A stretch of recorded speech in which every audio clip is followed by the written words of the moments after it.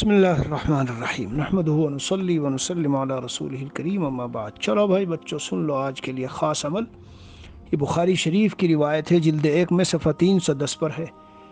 خلاصہ پیش کرتا ہوں۔ لما آت الشیطان الی ابی ہریرہ وقال له اذا اویت الی فراشک فقرأ آیت الکرسی اللہ لا الہ الا هو الحی القیوم حتی تختم الآیہ فإنك لن يزال عليك من الله حافظ ولا يقربك شيطان حتى تصبح ولما أخبر أبو هريرة رضي الله عنه النبي صلى الله عليه وسلم بذلك قال له أما إنه قد صدقك وهو كذوب۔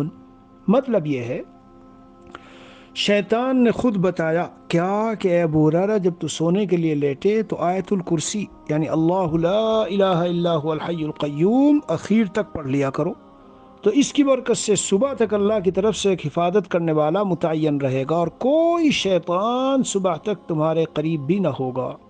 جب حضرت ابو ہریرہ رضی اللہ عنہ نے حضور صلی اللہ علیہ وسلم کو اس بات کی اطلاع دی تو آپ نے فرمایا اس نے بات تو سچی کہی مگر ہے وہ جھوٹا۔ اسی طرح ایک حدیث شریف میں آیا ہے، حضرت جبرائیل علیہ السلام تشریف لائے اور یہ فرما رہے تھے کہ ایک خبیث جن آپ کی ایذا کے چکر میں ہے، جب آپ بستر پر تشریف لائیں تو آیت الکرسی پڑھ لیں۔ یہ بھی روایت ہے۔